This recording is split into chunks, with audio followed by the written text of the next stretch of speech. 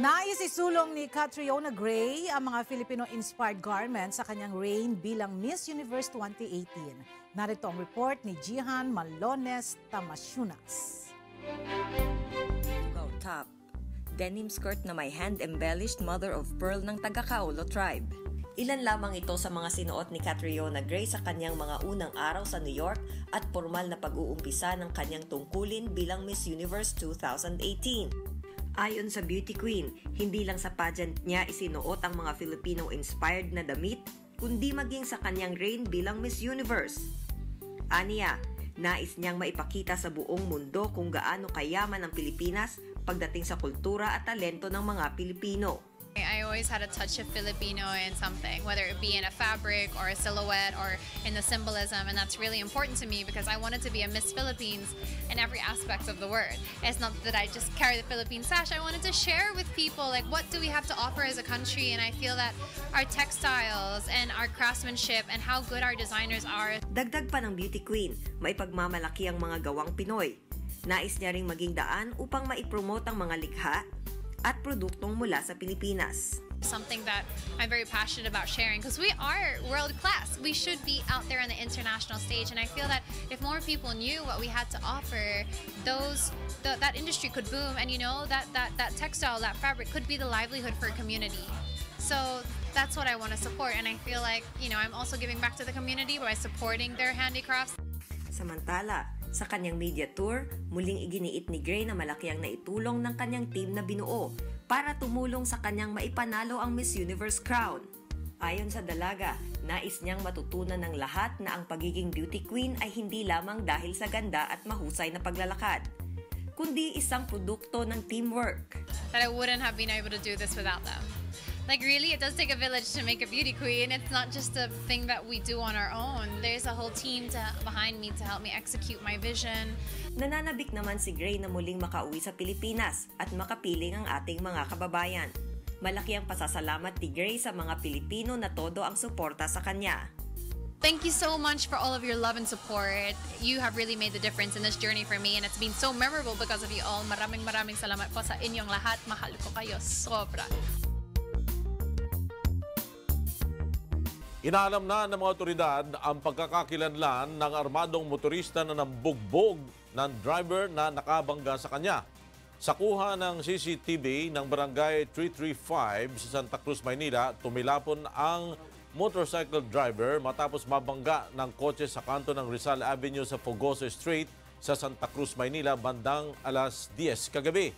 Ilang saglit pa, tumayo ang motorcycle rider at nilapitan ang driver ng kotse bit-bit ang isang baril. Binugbog nito ang driver ng kotse na nagtamo ng sugat sa mukha at iniinda ang pananakit ng dibdib. Matapos ang pananakit, tumakas ang hindi pa nakikilalang suspect sakay ng kanyang motorsiklo.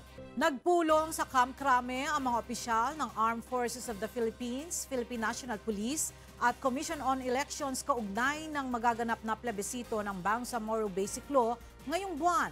Kaugnay nito, magpapadala ang PNP ng isang batalyon ng Special Action Force sa Cotabato upang mangalaga sa seguridad doon. Narito ang report ni Leia Ilagan. Sinagawa ang National Joint Security Coordinating Meeting ng Armed Forces of the Philippines o AFP, Philippine National Police o PNP at Commission on Elections o COMELEC para sa magaganap na plebisito ng Bangsamoro Basic Law ngayong buwan. Partikular na tinalakay ang ilalatag na seguridad sa ARMM, Isabela, Basilan at Cotabato kung saan magaganap ang plebisito sa January 21. Sa February 6 gaganapin ang plebisito sa Lanao del Norte of North Cotabato. Ayon kay PNP Chief Police Director General Oscar Albayalde, isang batalyong Special Action Force ang ipadadala nila sa Cotabato para sa ilalatag na seguridad sa lugar. The Philippine National Police shall take the lead role in law enforcement operations against criminal syndicates and private armed groups with the active support of the Armed Forces of the Philippines. Aniya, ang Cotabato ang itinuturing na problem area dahil sa mainit na labanan ng mga pabor at hindi pabor sa pagbuo ng Bangsamoro Autonomous Region. Ayon naman kay AFP Chief of Staff General Benjamin Madrigal, mahigit 10,000 sundalo ang i-deploy nila para sa seguridad ng plebisito. Nakalatag lahat ng ating security measures especially in the case of Mindanao, alam naman natin, naka-in place ang martial law. And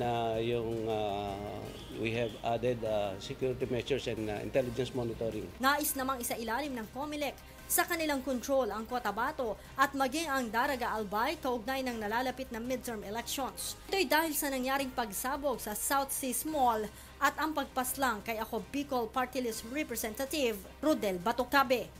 Pinareport natin yung mga tao namin sa ground. Same with Daraga Albay and Cotabato City dahil medyo mainit yung situation sa Cotabato City.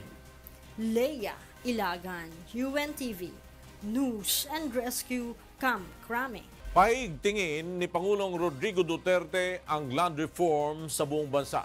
Samantala, hinikayat ng punong ehekutibo ang mga miyembro ng New People's Army o NPA na sumuko na sa pamahalaan. Narito ang ulat ni Rosalie Cos.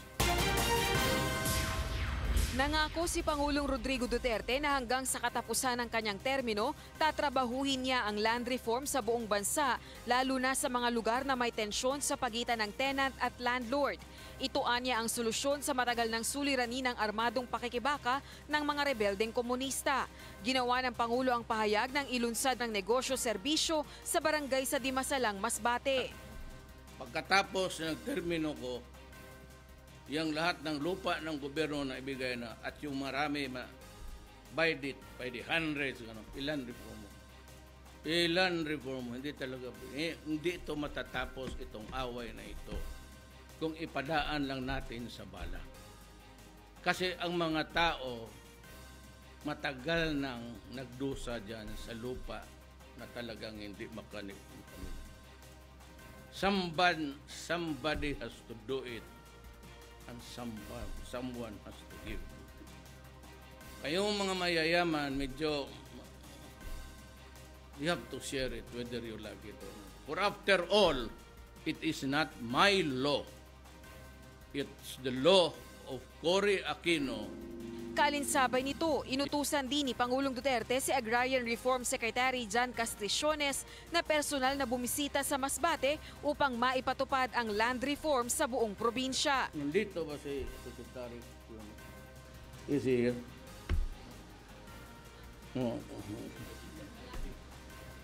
Bihin mo sa kanya, next punta siya dito. Tignan niya ang Masbate, land reform na yung lahat. Samantala, muli namang nanawagan ng punong ehekutibo sa mga rebeldeng komunista na magbalik loob na sa pamahalaan. Nangako itong magkakaloob sa mga returning rebel ng magagamit upang makapagsimula ng panibagong buhay. Ayon sa Pangulo, pinipigil niya lang ang sariling ipabomba ang mga lugar kung saan naroroon ang mga NPA rebel dahil anya maraming sibilyan na posibleng madamay. Tumutulong anya ang mga bansang Amerika at Israel upang matunto ng mga rebelde sa pamamagitan ng drone. Pero yung the waging of war, kinokontrol ko yan. Lalo na paggamit ng bomba. Kasi alam mo, pagka-bomba. Kung ilanding dyan yung isa, ubos tayo dito lahat.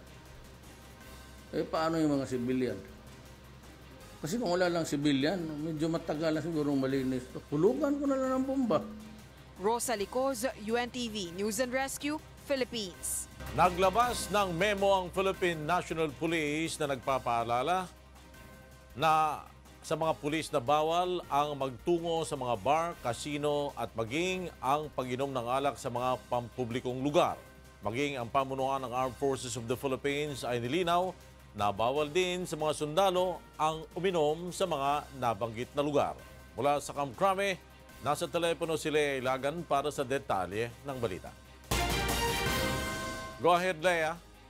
Magandang tanghali sa iyo, Flor. Muling ipinaalala nga ng pamunuan ng pambansang pulisya sa pamamagitan ng paglalabas ng isang memo ang pagbabawal sa pagpunta sa mga bar, casino at pag-iinom ng alak sa pampublikong lugar. Ayon kay PNP Chief Police Director General Oscar Albayalde, matagal na nila itong ipinagbawal ngunit kailangan ipaalala dahil sa ilang pulis na napapaulat na napapaaway sa mga bar dahil ito ay lasing.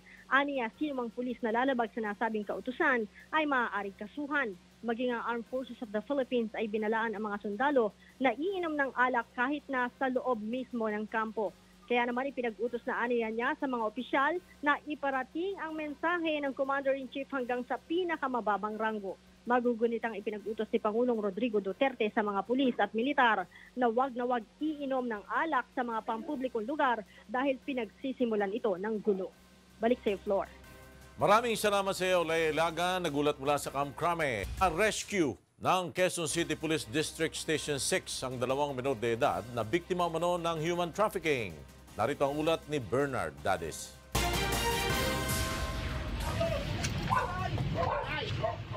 Huli sa entrampment operation ng Quezon City Police District Station 6 sa Kalayaan Street, Barangay Batasan Hills, Quezon City, ang isang lalaki dahil sa paglabag sa Republic Act 9208 o Anti-Trafficking in Persons Act. Kinilala ang suspect na si Manuel Joshua Sanchez, 21 taong gulang at tubong Samar. Ayon sa mga pulis, dumulog sa Batasan Police Station ang ina ng isang minor de edad dahil plano umano ng suspect na dalhin ito sa Pangasinan para magtrabaho sa isang bar. Kasi yung anak ko, naki-open dito sa cellphone ko. Tapos nakalimutan niya i-log out. Kaya nasundan ko lahat ng mga conversation. Hanggang sa, ang sabi ng bakla, dadalhin sila ng Nueva Vizcaya. Ngayon na yung Pangasinan kasi nung nakaraan, hindi natuloy. Ayon kay QCPD Station 6 Deputy Commander Sandy Caparoso, may nauna ng sumbong ang ina ng biktima na ibinugaw ang kanyang anak sa ama ng suspect noong nakaraang Nobyembre. Sinabihan natin sila na mas maganda kung maaktuhan natin yung pagbubugaw na ginagawa ng suspect.